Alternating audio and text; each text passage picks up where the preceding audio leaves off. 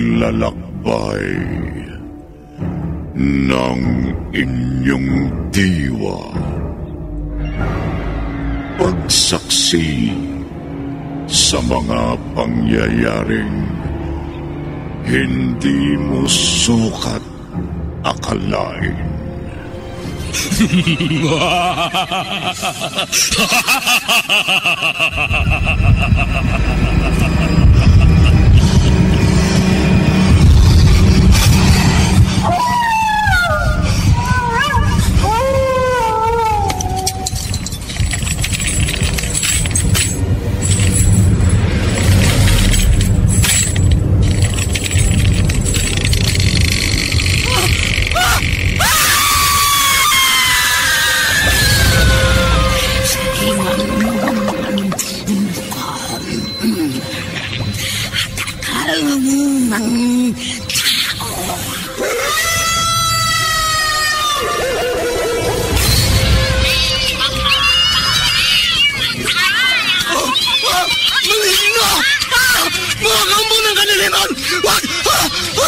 Huwag kayong lalapit sa akin!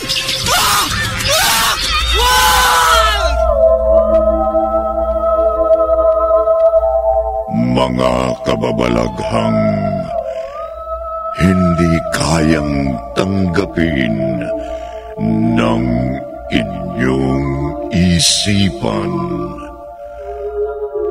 nagaganap tuwing sasapit ang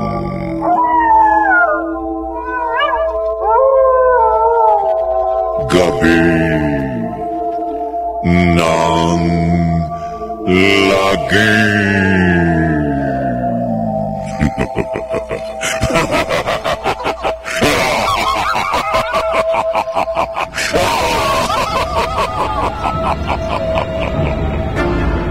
Pinagsamang produksyon ng DZRH at Star City.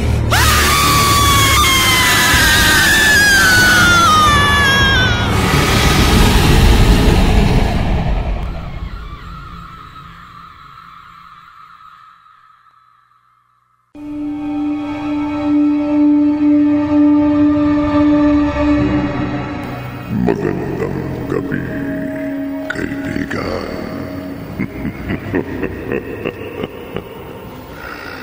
Kagabi, isang binata ang naging biktima ng lalaking vampira. Nasukol ng ilang barangay tanod ang kampong ng dilim. Subalit, nag-anyong malaking paniki ito, kaya nakatakas. Ang nobya naman ng biktima, si Rose, na isang policewoman, ay nagbantang pagbabayarin ng mahal ang pumatay sa kanyang nobyo. Kasunod yun, isang malaking paniki ang umaali-aligid sa bahay ni Rose. Narito ang ikalawang bahagi ng kahindik-hindik na kwentong tampok sa linggong ito. Pinamagatang Kahambal ng Vampira. Sa isa na namang Gabi ng Lagim.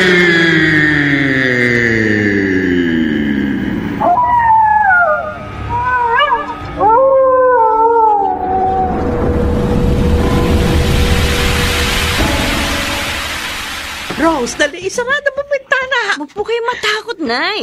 Makaatakihin tayo ng malaking paniging umaali-aligid sa labas ng bahay. Ako ang bahala. Hindi. Makaatakihin tayo ng vampira. Wala pong magagawang pinsala sa atin ng malaking paniki, Nay. Anong gagawin mo? Hindi ko hahayaang matake sa atin ng malaking paniki. Ano yung ginawa mo sa kabinet? Ang service firearm ko po. Alakaanin mo yung baril. Ay, naku. Papuputukan ko po ang malaking paniki yung maali-aligid sa labas ng bahay natin. Ha? Papuputukan ko po siya. Pero... Ayan, tinamaan mo ang malaking paniki. Ayaw bumagsak sa lupa. Lalabas po muna ako ng bahay, Nay. Rose, Sisiguruhin ko po mapapatay ko ang malaking paniking yon.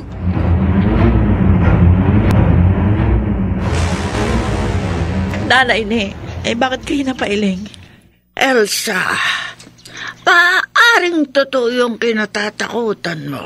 Totoong vampira yung malaking paniki nakita namin nung anak ko umaali-aligid sa bahay namin. Doon sa labas kagabi. Malamang ang yun. Kaya nga ako pinaputukan ni Rose. Mabuti na parito ka sa akin. At pinalam mo agad sa akin na nangyari sa bahay niyo kagabi. Paano yung nahihiwagaan ako? Nakita ko nabaril ni Rose yung malaking paniki, kaya nga bumagsak sa lupa. Pero paglabas namin ng anak ko sa bahay, hindi namin natagpuan yung malaking paniki. Nabaril man ang anak mo ang malaking paniki.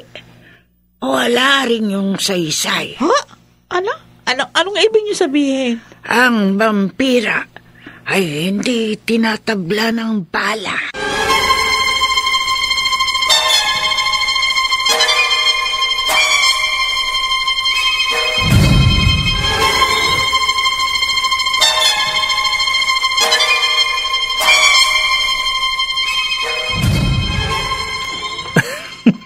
Oh, Jerry, bakit ka napangiti?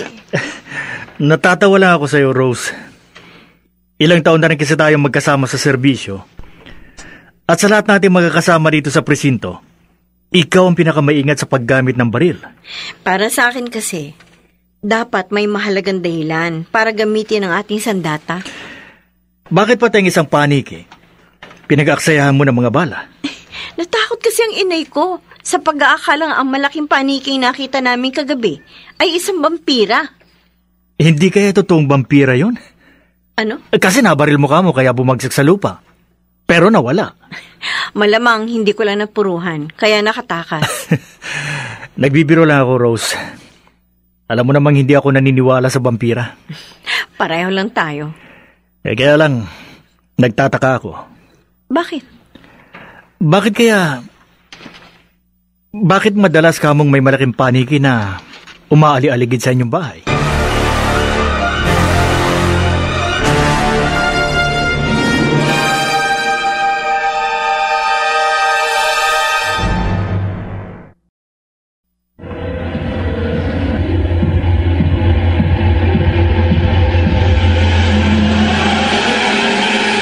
Balikan natin ang kasaysayang tampok sa linggong ito sa isa na namang Gabi ng Lagim.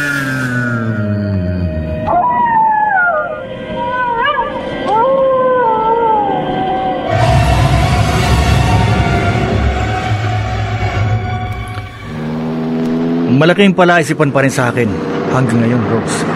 Kung sinong pumatay sa boyfriend ko, Jerry? Bukod doon, yung malaking paniki na madalas na umaali-aligid sa inyong bahay. Hanggang ngayon ba naman, nasakay na tayo ng mobil at magkasamang nagpapatrolya, sumaksak pa sa isip mong paniking yun? Hindi mo pa kasi sinasagot ang tanong ko. Hindi ko alam kung bakit may malaking paniki na madalas umaali-aligid sa bahay namin. Hindi kaya nung araw na may nasaktan o nasugatan kang paniki? Wala akong natatandaan na nasaktan o nasugatan kong paniki noon. Ang inay mo kaya? Di ko rin alam. Bakit mo na itanong? Kasi baka ang malaking paniki ay may kauri na nasaktan o nasugatan yun ang inay mo. At isang dahilan kaya madalas na umaali-aligid sa bahay nyo, gusto niyong magiganti sa inyong mag-ina. Meron ba naman paniki na marunong maghiganti?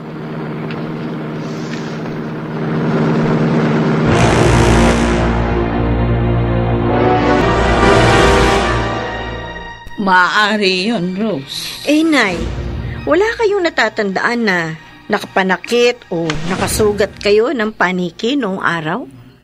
Pero may paniki kang nabaril no isang gabi. Malabo po maghiganti sa akin yun. O anong malay natin? Utak hayop po ang paniki. At ka po sa utak ng hayop para maghiganti. Pero anak, mag-iingat ka pa rin. Tsaka hindi po ako natatakot sa paniki. Kaya ang paniki po ang mag-ingat sa akin. Rose! Kapag nakita ko po uli ang malaking paniki, sisiguruhin ko, mapapatay ko siya.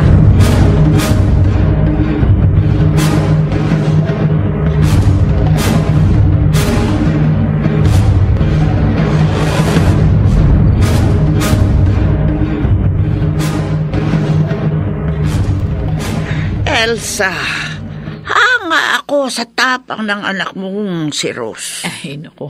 Bata pa ho siya likas na ang katapangan niya, Nanay Ne. Pero hindi niya dapat baliwalain ang paalala mo sa kanya na mag-ingat siya.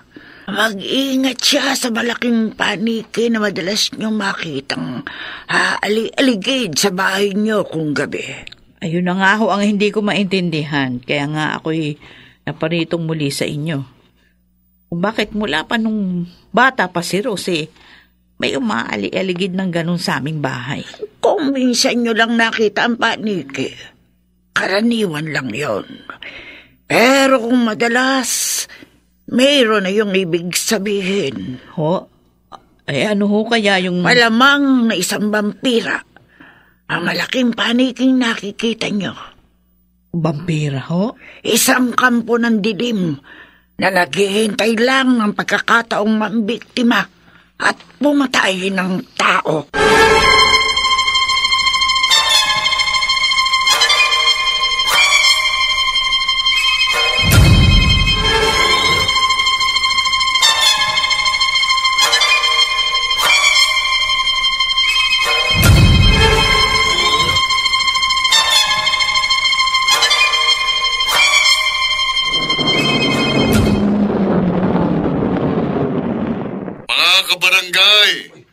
Ako po ang inyong barangay chairman. Ay nananawagan sa inyo. Ha? Ano pinananawagan ni Kapitang Kiko? Mag-ingat po kayo. At huwag nang lumabas ng bahay kapag ganitong kagat na ang dilim, ha? Dahil may bali-balita po na may gumagalang vampira sa ating probinsya. Ha? Vampira? Totoo ba yun? O sige ho.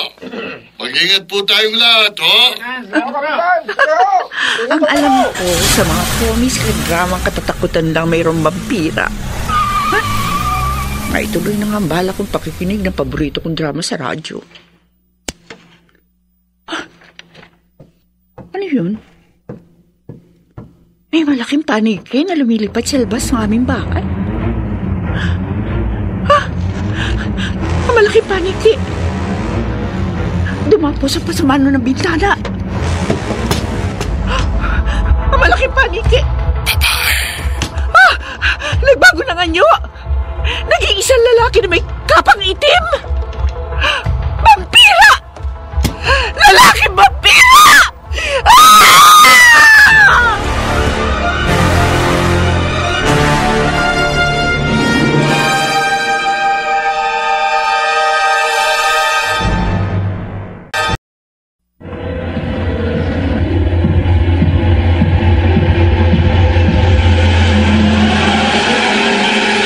Balikan natin ang kasaysayang tampok sa linggong ito sa isa na namang Gabi ng Lagim.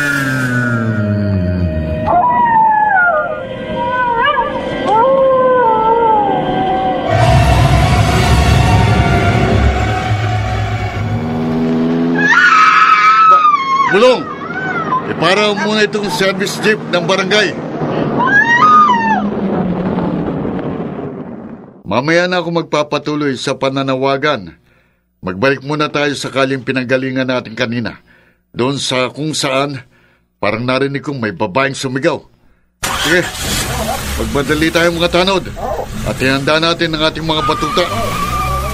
Baka may babaeng sumigaw dahil may binibiktima na naman ng vampira.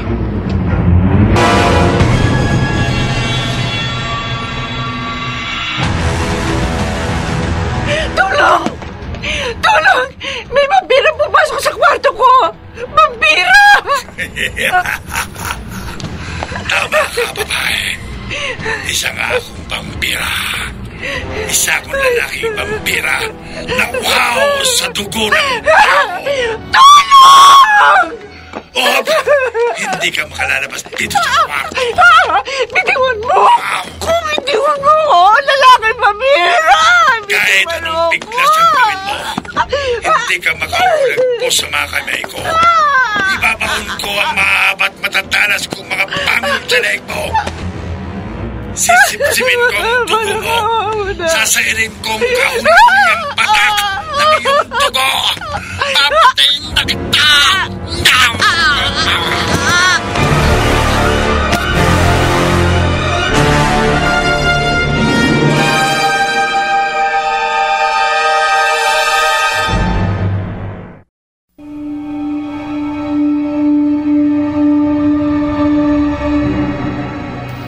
Mapatay kaya ng lalaking vampira ang babaeng sinakmal niya sa leeg.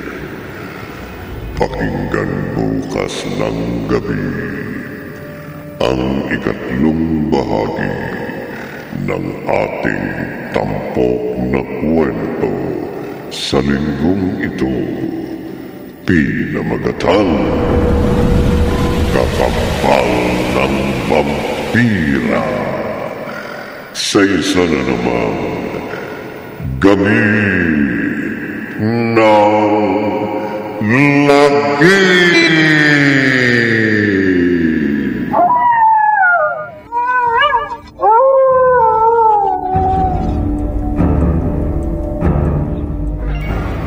Mga nagsiganap: Bobby Cruz, Chiquit del Carmen Amor, Maynard Landicho Jr., Rosana Villegas, Phil Cruz at Susan Robles. Naglapat ng tunog, Temyo, sa musika ni Buboy Salonga. Supervisyong teknikal ni Bong Buyar at Eric Lucero. Isinulat ni Orly Aquino at sa direksyon Leonel Benjamin. Gabi ng Lagi.